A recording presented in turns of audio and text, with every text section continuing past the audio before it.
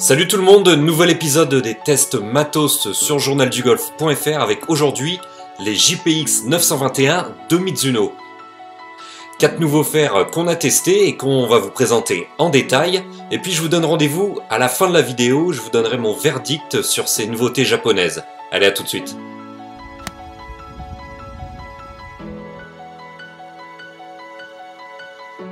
Donc la plus tolérante, ça va être la Hot Metal, donc la 921 Hot Metal, donc 3e génération de chromoly. Donc on est sur une tête moulée qui s'adresse au plus grand nombre de joueurs, facile à jouer, tolérance, angle de décollage élevé, vraiment quelque chose qui est pour vraiment tout public. Le chromoly, c'est un alliage justement qui a des propriétés qui permettent d'avoir des sorties de balles vraiment explosives. Donc on va avoir vraiment des sorties de balles avec des hautes vitesses pour aller chercher un maximum de distance. Hot Metal Pro, même principe, on est sur la même tête qui est juste avec un petit peu moins d'offset, un petit peu moins grande, et on est sur les mêmes caractéristiques. On est sur une tête chromoly, pareil, qui se réserve, elle, sur des joueurs qui vont aller chercher un petit peu plus de polyvalence avec un club un petit peu plus fin, qui vont avoir tous les avantages d'un club moulé avec la distance et tout en ayant une shape un petit peu plus entre guillemets typé tour.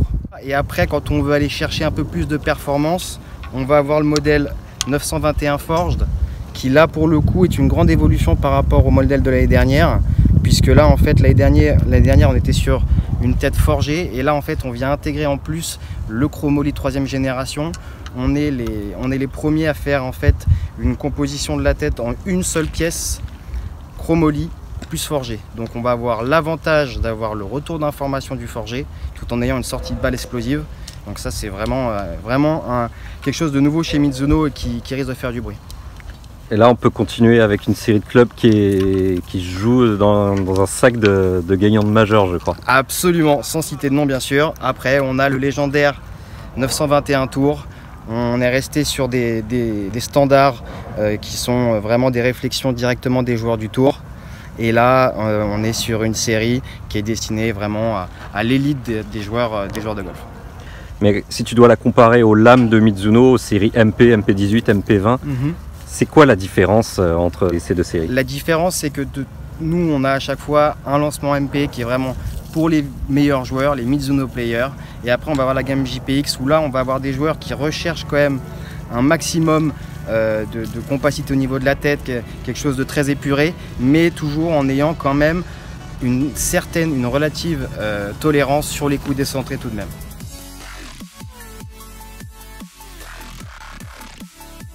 Alors voilà pour la présentation et maintenant place au test. J'ai pu taper sur tapis et Trackman ces 4 nouvelles séries et voici ce qu'on en a tiré question performance. Déjà question puissance pure, la logique elle est totalement respectée. Les deux séries Hot Metal sont numéro 1 en distance et en Smash Factor. Suivent ensuite la Forge et la Tour.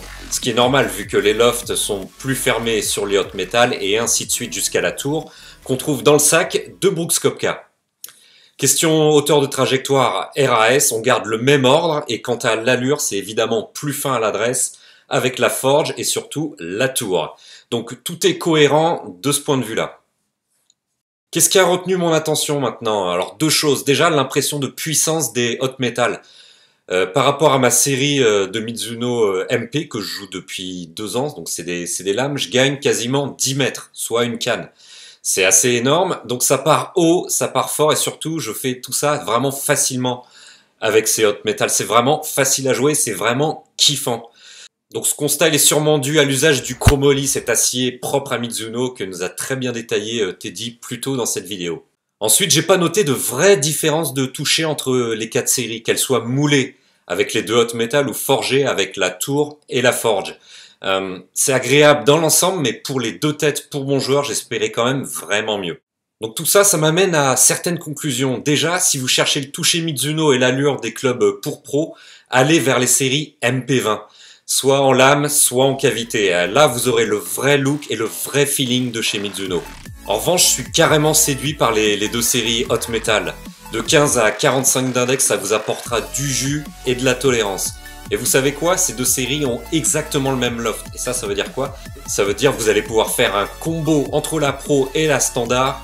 Ce sera hyper simple à faire et surtout sans surcoût. Et moi je vous recommande ce petit mélange maison, du pitch au fer 8 avec la Haute Metal Pro, puis fer 765 avec la Haute Metal, et vous me complétez cette série avec un ou deux hybrides CLK, toujours de chez Mizuno.